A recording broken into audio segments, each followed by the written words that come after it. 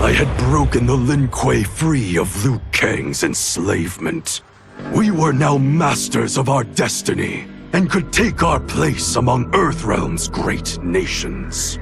But taking and holding territory would require a vast army. I needed more fighters to make our presence felt. Then I recalled Shang Tsung's dragon warriors. An army of them would be unstoppable. But trafficking in such strong magic would surely draw Liu Kang's attention. Sector advised that we avoid detection by building our army using science, not sorcery. We've invested much into this endeavor, and we are beginning to see results. Once again proving the depths of Sector's genius. When we are done, all of Earthrealm will honor our desires and heed our demands. If not, they will face the Lin Kuei's wrath. No sooner had Titan Shang Tsung been defeated than Bihan and his loyalists hunted us down. Outnumbered, we fled to Japan.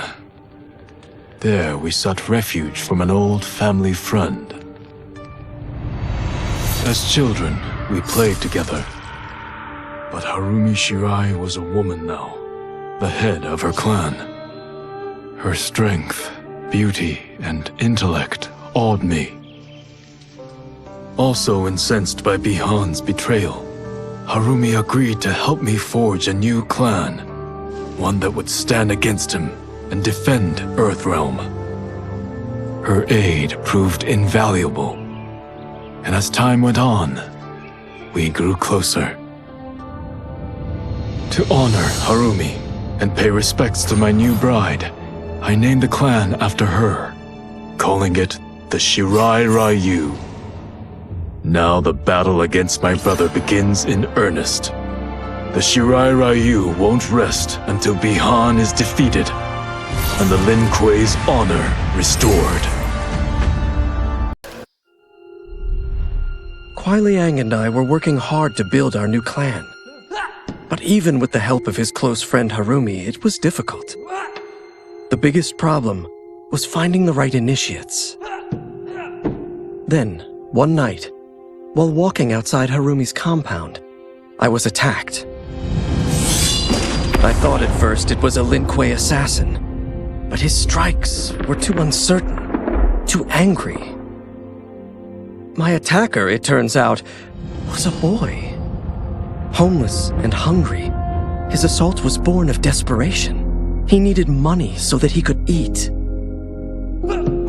It was like looking at myself 15 years ago. I would have ended up just like him if the Lin Kuei hadn't taken me in. So I took the boy to Kuai Liang, who also appreciated his fire. We made him our first initiate. The boy's name? Hanzo Hasashi. Were it not for my godly counterpart, I would not have survived the battle against Titan Shang Tsung. Meeting him, though, raised questions. Why did I replace him in this new era? Why was I made mortal? Lord Liu Kang told me of his Raiden's nobility and righteousness, about his steadfast leadership in the defense of Earthrealm. He also told me about Raiden's dark side, how he could be consumed by rage and cast aside the rules he otherwise lived by. Making me mortal and incapable of such anger was to keep me from following in his footsteps. Though I understood the reasons why, I felt I had been done a disservice. To survive the coming battles, I may need the edge that only great rage can bring. As the Shaolin couldn't aid me, I sought out someone who could. Someone to stoke the fire within me and teach me to master it. For this, I could have no better teacher than the Shirai Ryu's Grand Master. After fleeing Outworld, I hadn't expected to return. But then I also hadn't expected the new Empress to make me an offer I couldn't refuse. To thank me for helping stop General Shao's rebellion, she asked me to be her emissary to the Zaterrans. Going home, bearing the seal of the royal house, I would show, once and for all, that my mutation wasn't to be feared. That it wasn't a source of shame. To my surprise, I was welcomed. But those warm smiles hid a dark secret. I stumbled upon a trove of official records, which showed that my shape-shifting ability isn't unique. Many Zaterrans are born with it, but are killed by their government to keep it from spreading. Who started this barbaric policy? Who is now enforcing it is unknown. But I will find out, and I will put an end to this madness. Though worried about how the public might react, I met with Baraka to discuss his Tarkatans. Speaking from his heart, he moved me. I agreed to visit his colony and see how his people lived. The conditions were atrocious. This was one of my mother's few mistakes. Like all Outworlders, she treated Tarkatans with scorn. What they deserved from us was compassion. And the only way to get it for them was to reveal my affliction. To show all my subjects that even an empress could get Tarkat. The scandal my revelation caused was intense. But with the help of Kitana and Tanya, I emerged from it a stronger empress than ever. My honesty, empathy, and resolve won over my remaining doubters. There is no longer any question that I am fit to lead the Empire. General Shao's revolt left Outworld's armies in tatters. We were vulnerable to enemies both foreign and domestic. That's why my sister asked me to take command, to stitch her military back together and purge Shao's loyalists within it. She trusted only me with the task. The soldiers, however, had little faith. They thought me a spoiled dilettante, unprepared and unfit to serve. That I could fight mattered little. All that mattered was that I wasn't one of them. I finally earned their loyalty by orchestrating an epic victory over Shao and his rebels. Though the general himself escaped, his forces were smashed. For as long as I am able, I will lead the Empress's armies in defense of Outworld. Through strength, we will achieve peace. Until recently, I hadn't met Li Mei, but I had heard the stories. How the Umgadi's matron superior blamed her for not preventing Emperor Jared's murder. How she quit in disgrace rather than accept punishment. But those stories didn't fit the woman I now knew. Li Mei would never have been so negligent. Eventually, I uncovered the truth. The failures and mistakes which led to the Emperor's murder, they resulted from poor decisions made by the matron superior themselves. They made Li Mei their scapegoat. When the Empress found out, she wanted the Umgadi disbanded. But I convinced her that it could be reformed. To make sure it did, she put me in charge. I am humbled by this sacred responsibility. The Umgadi, my sisters, they are my life.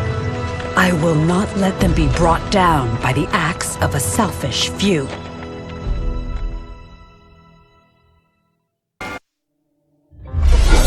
As her reign began, Empress Melina faced many challenges.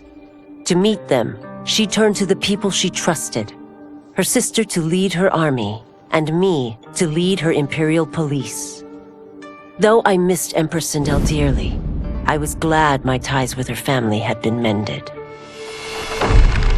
But while it was an honor to be made responsible for Outworld's internal security, I soon realized accepting the appointment was a mistake. I'm not cut out to be a bureaucrat, nor am I patient enough to navigate the Imperial Court's politics. I was at my best patrolling Sundo's streets, when I could feel the city's pulse and serve and protect its citizens directly. That's why I resigned my post and resumed my role as Sundo's first constable. I end each day knowing I've made a difference. As the darkness enveloped me, I took a long last look at my family. I did not expect to see them again until their souls joined mine in the living forest. But miraculously, my beloved husband delivered me from oblivion. Though he couldn't save my body, Jared had preserved my soul. Like him and countless others, I am now a part of Ermac. Yet ours is not a peaceful repose. The collected souls within Ermac have their own needs and agendas. Before we can speak as one, we must first reach consensus.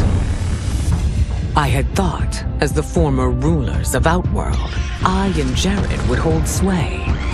But here we are, two souls among many thousands, fighting for the right to be heard. And if there is one thing we do well together, it is fight. We will win the right to govern Ermac as we once had governed Outworld. And we will rule for the benefit of all. While the regime had changed, little else had. My people still suffered in silence, ignored by the rest of Outworld. Though now I knew Empress Melina's secret, that she was also afflicted with Tarkat. If anyone would help, it would be her. But how to get an audience? Syzoth. He was the Empress's new emissary to the Zaterrans. I asked him to introduce us. At great personal risk, he agreed. And as I'd prayed, the Empress was willing to meet. Even better, she would visit the colony. She was shocked to see how we lived. She moved quickly to provide for our care and comfort. Thanks to the Empress and Syzoth, we Tarkatans are no longer pariahs. Until our disease can be cured, that will do.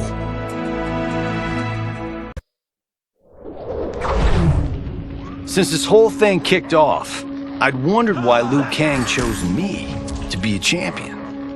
I mean, sure, I was killing it as a martial arts star, but it's one thing when it's all for show. It's different when you're playing for keeps. Then Liu Kang let me in on his master plan. He wanted the masses to know about the world beyond them, the one filled with gods and monsters, and he wanted me to tell them about it. But I knew revealing the truth all at once would be too shocking of a plot twist for most. That's why I pitched doing a bunch of stories, to slowly get people used to it. And if there's one thing I can do, besides kick ass in combat, it's build a cinematic universe. I'm serving up movies, streaming series, games, you name it. I like that I'm doing a public service. And it doesn't hurt that I'm making more than a few bucks. It's the kind of synergy that would make any studio mogul proud.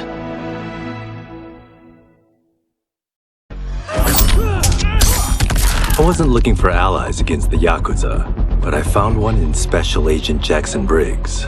He'd heard gangsters plotting to kill me on a wiretap and came calling, hoping I'd be his informant. We planned to part ways when we got the job done. But then, Shang Tsung showed up to steal Sento. Needless to say, Jackson had questions.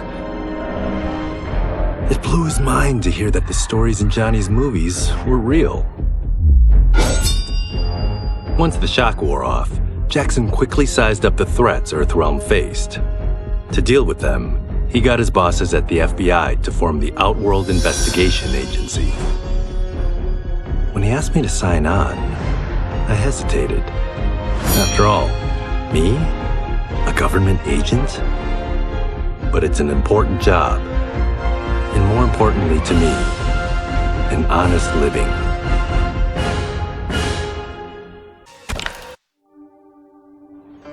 It was inevitable that the Shaolin Masters had me join them. They knew just how much future initiates could learn from me. Shujinko was one of my earliest. His ability to absorb anyone's powers and skills was amazing. With the right training, he could become our greatest champion. I knew that I alone could give it to him. But as his proficiency grew, so did his ego. In love with himself and his power, Shujinko became a threat to the realms. He hadn't learned humility, because I wasn't the one who could teach it. I should have listened to Raiden's warning and not tried to train Shujinko alone. After he was subdued, Shujinko's accumulated abilities and memories were taken from him. He is once again a new initiate, ready to begin his training. This time, Raiden and I train Shujinko together. He will become the champion he is destined to be. And I will fulfill my duties, humbly and cooperatively. Quan Chi's defeat had cost me everything. For months I had furthered his plot, and now I had to start over. Saito's people were still in chains. That's when Rain approached me. On the run from Empress Melina, he was desperate for help. And though I'd had my fill of sorcerers, this one was different. I agreed to provide him safe haven. He agreed to help topple Saito's government. And topple it we did. Rain summoned a wave so fast, so powerful, that it crushed the capital. Saito's fascist rulers were swept away. My people are finally free. They can chart their own course, needing only to follow their own desires. Their lives are now blessed by anarchy.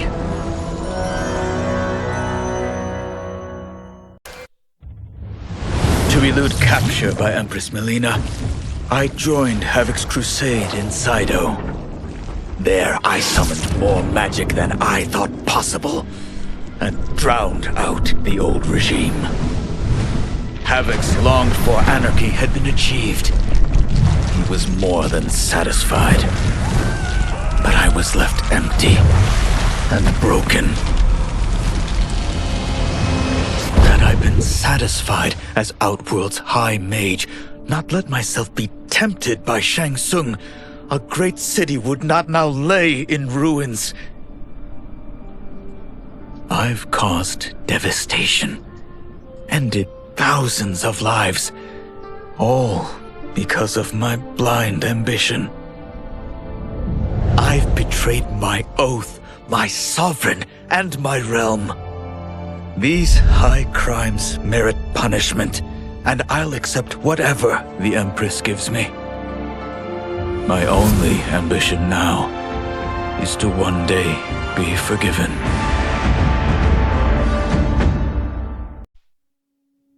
With General Shao freed from prison, we began raising a new army against the royal family. Though many were eager recruits, few were good at soldiering. It was so bad, the general was forced to change tactics. He decided that we needed a doomsday weapon. That weapon isn't a thing, though. It is a monster. Onaga, the Dragon King. The general told me the old legends were true, that his ancient ancestor defeated Onaga, trapping him deep inside Mount Sagan. The Dragon King is still there today, his pent-up fury waiting to be unleashed. Because Onaga is so dangerous, the general wouldn't risk trying to tame him before. But now, he feels we have no choice. Though I likely won't survive, I accept this mission gladly. I can think of no greater honor than to give my life in the general's service. The battle had been lost, but the war isn't over. I won't stop fighting until I take Outworld's throne. That they thought Lei Chin Prison would hold me is laughable. Once free, I began planning my next campaign. I would need an unstoppable army to overthrow Melina. Unfortunately, most of my former soldiers lacked the courage to rally to my standard. Rebuilding my army would require finding new recruits. And that task is proving easier than expected. Outworld's golden age has left more than a few behind. Without hope, without power, they eagerly heed my call to tear down Melina's government. I couldn't believe that Liu Kang welcomed me in Earthrealm, or that he thought me worthy to study with his Shaolin masters. After a lifetime of wishing for one, I finally had a home. But my joy was tempered as I thought about Serena. My shadow sister was still under Quan Chi's yoke, and she deserved a life free of him as much, if not more, than I. Quan Chi and my other sisters proved tenacious, but they were no match for my blade. I snatched Serena from them. Then Liu Kang helped me break Quan Chi's spell. Her mind free of his influence for the first time in years, Serena chose to join me in Earthrealm.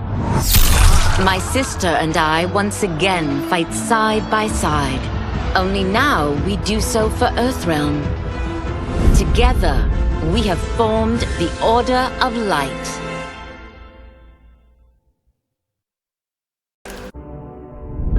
Quan Chi's plot collapsed. Along with it, my plan to secure new beings to feed my starving people. Because I'd advocated for partnering with him, I was held responsible. If I didn't seize for Vaternis' new feeding grounds, the Coven would banish me. But then, I had a revelation. I didn't need to conquer realms to feed my people. I simply needed to capture enough beings to breed them. Once they multiply, Vaternis will have a limitless, renewable source of food. And I only need a few thousand to start. A number so small compared to the billions in the realms that no one will notice as people go missing. But it will be more than enough to establish our breeding stock and feed a ravenous Vaternis.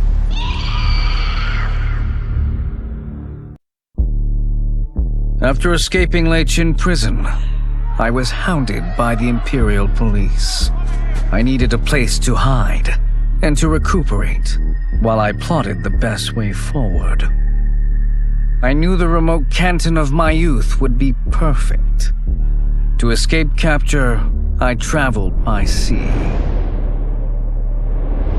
Little did I know that a gargantuan storm was brewing. My tiny craft was smashed apart. I closed my eyes, waiting to drown, hoping that the Netherrealm wouldn't claim my soul. But when I reopened them, I found myself not in hell, but on a deserted island. From its ruins, I could tell that great sorcerers had once lived there. In the caves beneath the ruins, I found what I can only describe as a well of souls.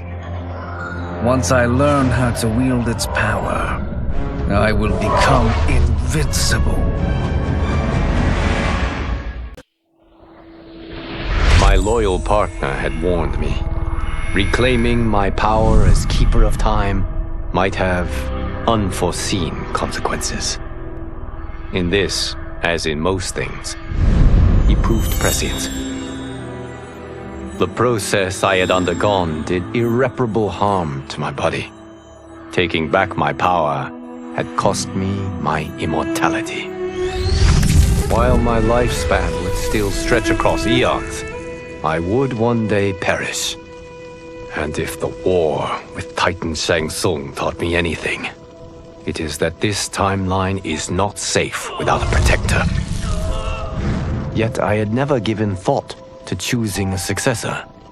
Who is it that could replace me and protect my new era? The answer, of course, is Geras. Tireless and meticulous, he is perfectly suited to be entrusted with this grave duty. And no one knows better the temptations of the hourglass. I have no doubt he will be above them. Though the barriers between timelines had been rebuilt, there was no question that they could again be broken. Protecting this timeline would require eternal vigilance, so that it could not fall victim to further outside aggression. But nothing in my countless lifetimes had prepared me for this task. In none of them had multiple timelines ever coexisted. Monitoring them for threats was an entirely novel problem. It would require a novel solution. I discovered that though the timelines no longer touched, their meeting had left them intertwined. I can now secretly surveil all timelines, keeping watch for potential danger. It pleases me to do this service for the new era. Lord Liu Kang may rest assured that it is secure.